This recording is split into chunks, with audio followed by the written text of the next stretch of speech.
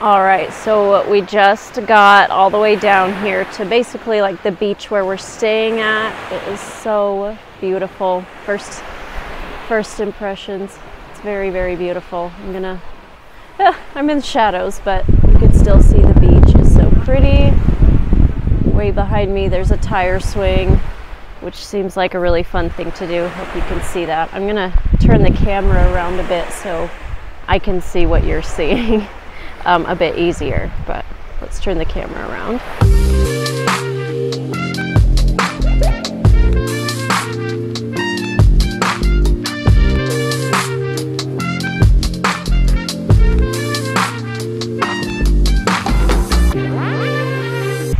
Looks like there's a pier all the way down there, and the water is so beautiful and blue.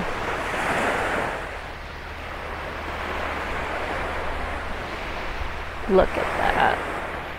Very, very beautiful. It's been a long time since I've seen water this blue and pretty. These are some of the cabins, I guess, that we'll be staying in. There's also lots of these little tables with benches down by the beach as well. So if you want to eat with your family or whatever, that's really nice. And they're all covered too, so you're in the shade. Oh, and it looks like, I'm gonna put the camera upwards. At night you can turn on the light too, so that's really nifty. That's a nice touch. Anyway, let's turn the camera back around. There's even like little platforms out in the water so you can jump off of into the water if you want to. That's gonna be a lot of fun later. But yeah, I cannot wait to put on some sunscreen and go swimming. It's gonna be so much fun. Like I was saying, I think I got distracted just because it's so pretty, but it's been a long time since I've seen water this blue, and I've been on such a nice beach, you know. The beaches in mainland US are not like this. We have to travel to find beautiful beaches like this. Anyway, I am very, very excited. I'm really happy that we get to have a few different beach days. We're only going to be here, I think, for like one day. We'll be here overnight.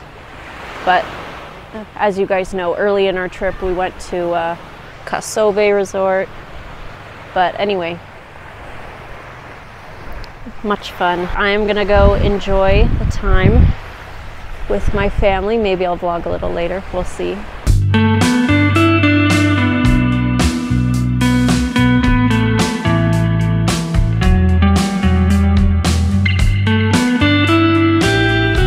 Here's a little bit of an overhead shot of the place we were staying at, and of course the neighboring area now is what you see, but it's called Dak Dak Resort, and honestly it was a pretty nice place to stay. Not too many complaints, honestly. It was quite nice.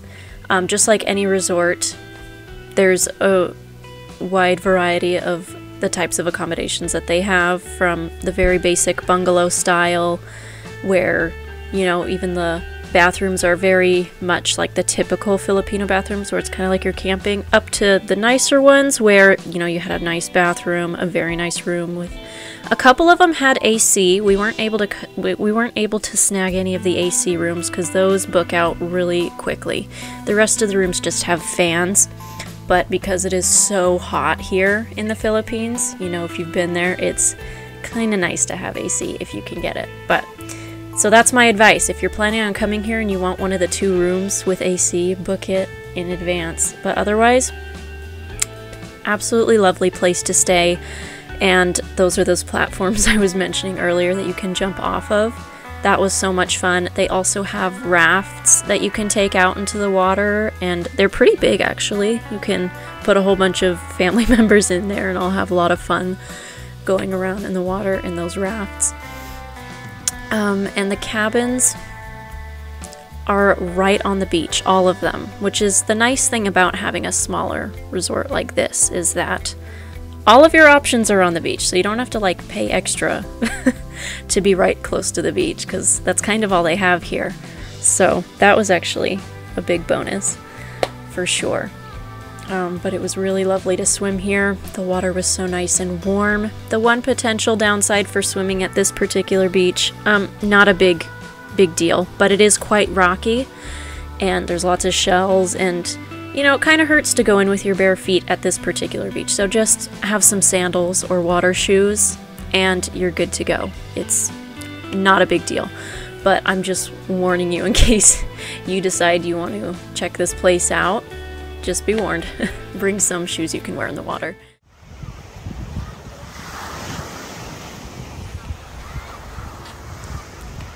At yan nga, kung gusto nyong camping style, yung sleeping arrangement nyo, pwede kayong magtayo ng tent dyan sa resort na yan. Anong time na bumisita kami, 300 pesos yung binayad namin.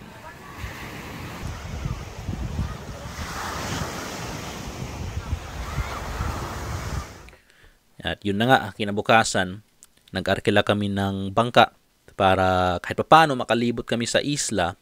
Hindi naman siya yung full island tour, pero siguro sabihin na natin yan, excited masyado si Mrs. Siguro pwede nating sabihin half island tour.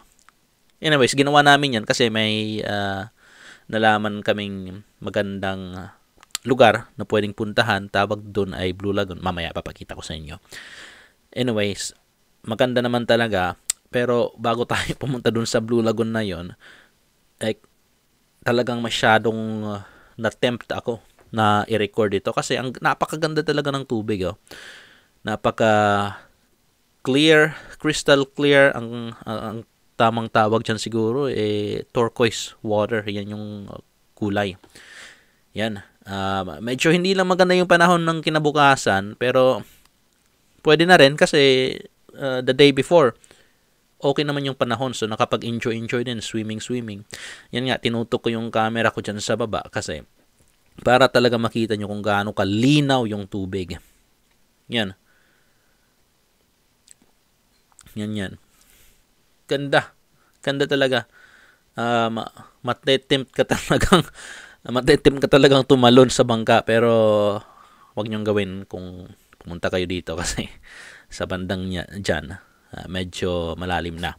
So, delikado na. So, kala mo lang mababaw kasi na sobrang linaw ng tubig. Nakikita mo yung talagang ilalim. Ito, medyo yung lumayo-layo na kami ng konti. Dito talagang totoong malalim na to. Kasi nga, medyo blue na talaga yung tubig. Yan. Medyo may nakasabay pa kami. Ang ganda! Ganda talaga. Tingnan nyo yung mga puno. Napakaganda talaga ng landscape. Ganda talaga ng Pilipinas. Ako, nung dati, kapag nakikita kong ganito, sinasabi kong ganda ng Pilipinas, parang ibang bansa. Pero ngayon, hindi ko na sinasabi kasi wala namang, hindi naman sa pagmamayabang.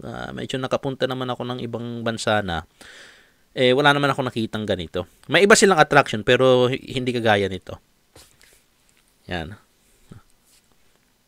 So, sinasabi ko na lang, ganda talaga ng Pilipinas. Yun ang pinaka-expression ko. Anyways, alam kong masawa na kayong makinig sa akin. So, pasensya na po. Ang gagawin ko na lang ay ikakat ko na lang yung narration ko dito para ma-enjoy nyo yung view. Dito. Ito na yung pinuntahan namin. Ito yung Blue Lagoon. Yan, dadaong na kami dyan. Medyo malakas lang yung current. Pero anyways, gaya nga ng sabi ko, magsha-shut up muna ako para ma-enjoy nyo naman yung view ng walang nakasagabal. Alright?